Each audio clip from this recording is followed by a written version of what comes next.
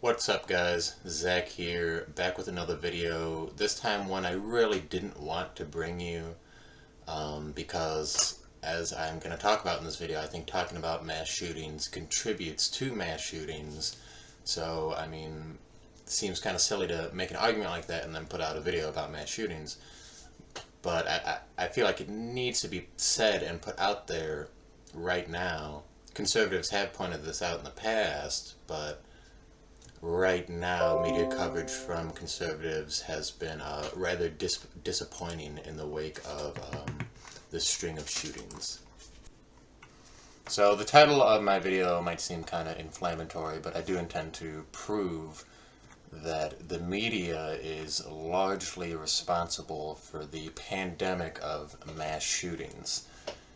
And as much as individual Republicans do deserve to be criticized for not integrating this fact completely into their reporting and rhetoric, I think it's pretty clear that there's one party who takes it much further, and that's Democrats. And I mean, this is kind of just largely a recognition of what each party benefits from, right?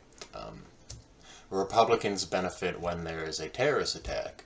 Democrats benefit when a black person is killed by police. Additionally, the adoption of the position of gun control in the Democratic Party has made school shootings and mass shootings something that benefits them to talk about a lot. And I find it really frustrating, all these media reports of we need to do this, we need to do that, when the one thing that we know for sure we need to do is the one thing the media is not willing to do, which is to shut up about mass shooters.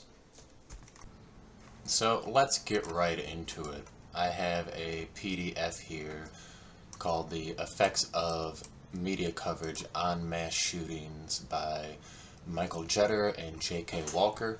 This is not the only report on this topic. There's another one I could find, Mass Shootings, the Role of the Media in Promoting Generalized Imitations by James and Miendo, that I won't be reading from, but you can certainly check it out if you want to read more about this. So I'm going to spare you from reading this entire thing. I want to highlight just a single paragraph from there that I think has the most information and the most effective arguments for what I'm saying. If you want to read more about this, like for example the possible flaws that the author pointed out in this study, you're welcome to read this. I generally don't think they amount to much. So let's jump right in here. Our findings consistently suggest that media coverage systemically causes future mass shootings. They even emphasize causes.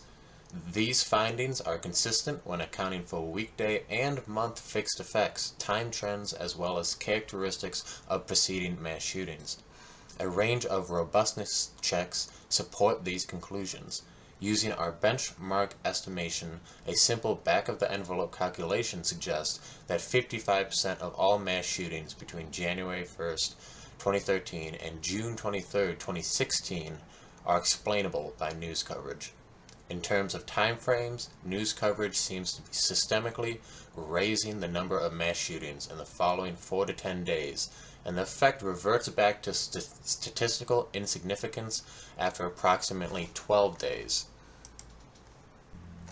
So what else is there to say? My argument is clear.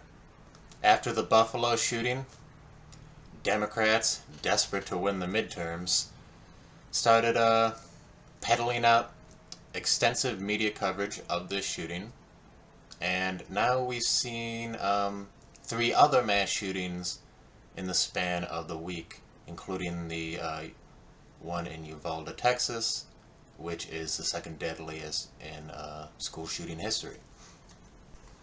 I wish our media was more responsible. I wish Democrats cared more about children than they do about political power. But this is the world we live in. So that's it for me, guys. I feel absolutely stupid doing an outro after talking about mass shootings. I think you all know what to do anyways. Peace.